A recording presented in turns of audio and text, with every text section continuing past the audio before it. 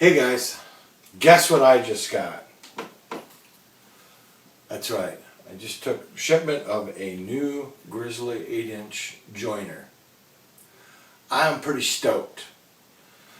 What happened was about a week and a half ago I was trying to square up some blocks for starting to rough up some lumber for a bench I want to make, and my other little big box home center cheapy joiner, I just was having a problem with things getting squared up, so I worked on it and worked on it, and finally got to the point where I just said, this is enough. I was scouring Grizzly's website. I noticed they had an area that where they had an 8-inch joiner that had a paint blemish on it, and they knocked enough off that price to make it extremely attractive. I'm going to go through some videos on how I set this thing up. It is a beast. They just dropped it off here about an hour ago. I think all in all this thing weighs probably about 650 pounds, 600 pounds. I'm anxious to get this thing put together, and we'll do it together.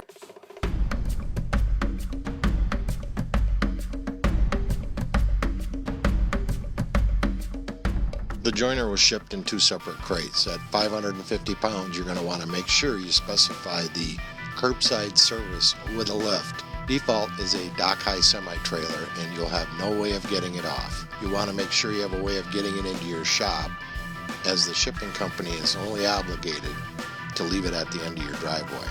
USF Holland freight drivers are a great bunch of guys, and if you treat them with some diplomacy and a nice tea, they might run it up to your garage with a pallet jack.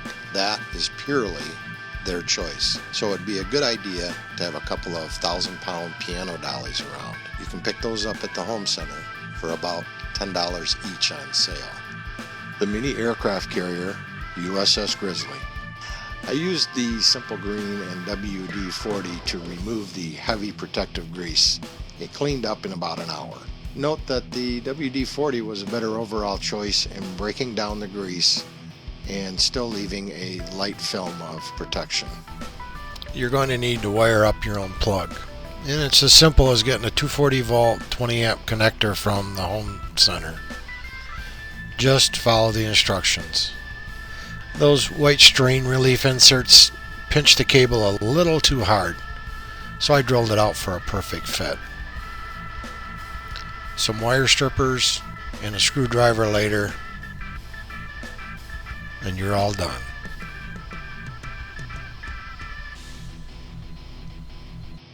At this point, I've got the base out of the box.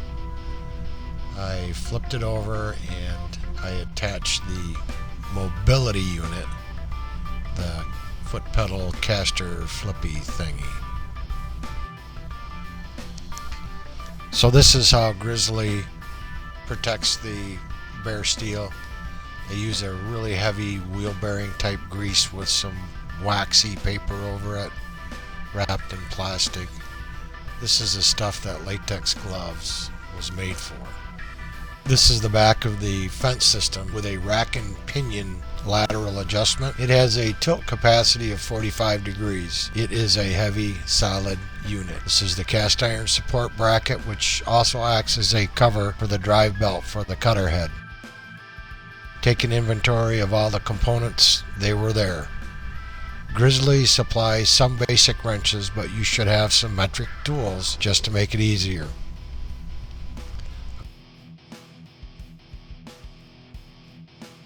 Cutter blade setting tool, drive belt, various adjustment handles. We are almost ready to set this 375-pound aircraft carrier on its base. There are 3 bolts, which are 10 millimeter, that attach the carrier to its base. I will need the help of a friend, Chad, who is an ex-lineman from Western Michigan University.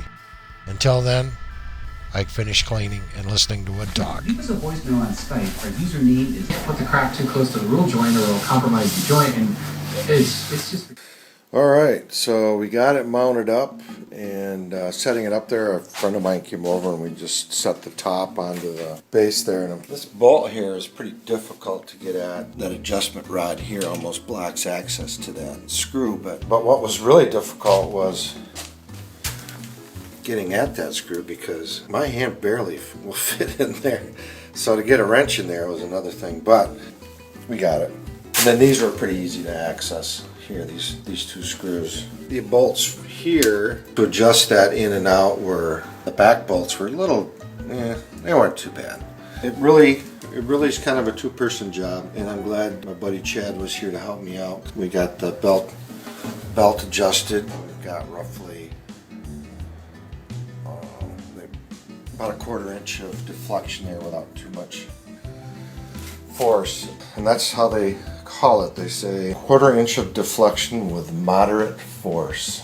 Well, yeah, there's one thing they do say in the inserts here. They send a special insert to cover the polar bear and the new assembly setup. And one of the things they mention is that the fence here and the fence bracket no longer comes assembled on feed-out-feed table assembly. You know, that thing right there is already massively heavy. This has got to weigh another 50-60 pounds by itself, if not more, maybe 80. Good choice, Grizzly, in leaving that as a separate assembly, because that would have been pushing the limits of what two large human beings can do to assemble that, because now you're talking lifting 250-300 pounds each. Now you're talking machinery or, you know, cherry picker or block and tackle kind of thing. And that kind of puts it outside of what us normal human beings can deal with. It's a good idea just to take a flat file, not get too aggressive, but just lay it on there and work over those surfaces. Just to make sure, lay it on there nice and flat. Just to make sure you don't have any burrs or high spots, and I found a couple here where maybe when they were doing the test assembly they may have bumped it. Yeah, just stuff like that. You just kind of hit it with a file, just keep it flat and work it over there, and it'll just knock that little high spot down. And just kind of make sure it's nice and flat so you get a good seating surface. And that way your assembly goes as planned and square. Another thing I would definitely recommend is hang on to that styrofoam, because that is great to kneel on. And also as you're maneuvering some of your pieces of plastic and stuff around to set up your assembly, it's pretty nice to move things onto, kind of pre-staging it before you go to set it in to your assembly. Also have your screws and that all set to go, because right now we're going to go ahead and mount the back bracket.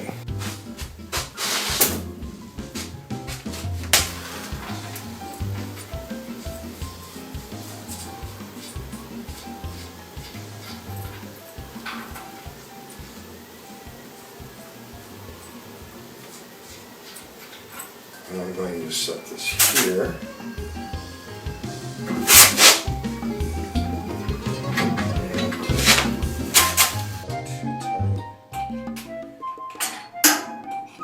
Basically, you only want to have the lock washer compressed slightly. You want to still be able to see air gaps in those. And that's perfect tension, because that means as you adjust it, it'll hold that adjustment, but it'll still allow you to adjust it, to move it up and down. I've already checked this to see how close that was, and that is, right now that's dead nuts, so we're good. Straight edge, these things are really great. That's actually a 2-foot scale for my combination square, but these are ground incredibly accurate, and tool and die makers for years have used these because they're hardened stainless. Coming from that industry, I trust it. So let's go ahead and check this. And right there, got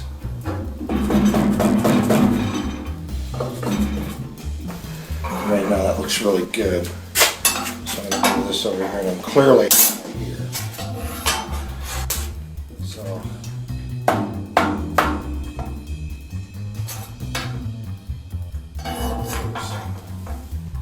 Oh wow.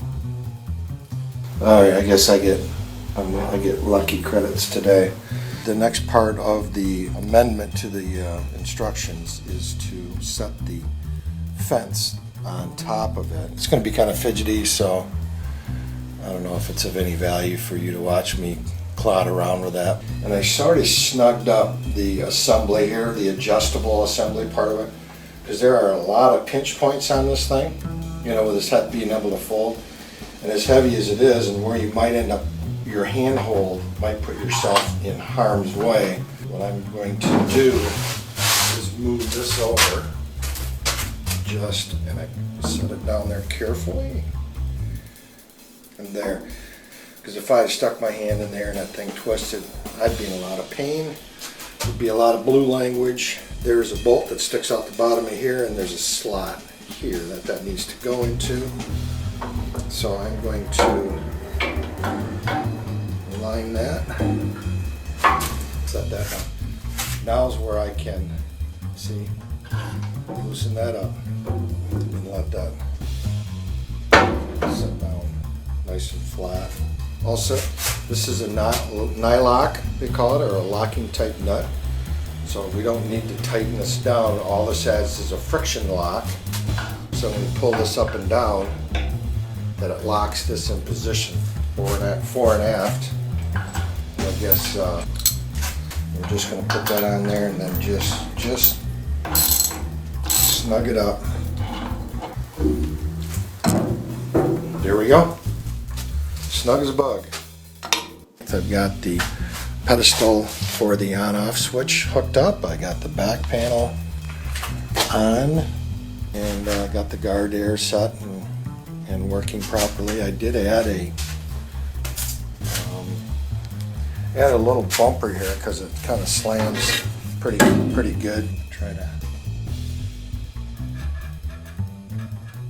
here, just barely touch. Okay. Move that out here to the other edge.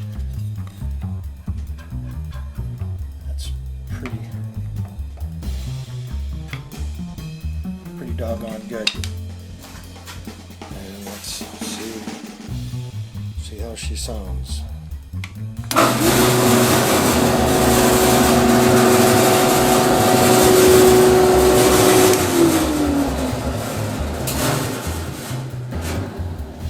Alright. Not bad. A little rattle coming from that back panel there, but I might put a couple little dabs of silicone on there to do something. Alright, so this rattling is kind of bugging me, and it's just because of this little bit there. So I've attached these little, they only set up about 1/16 of an inch. Alright, so I got the access cover on the back remounted. Let's see how we did.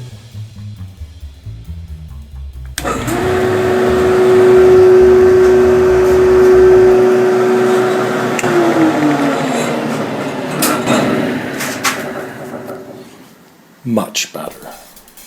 Alright guys, so there's my assembly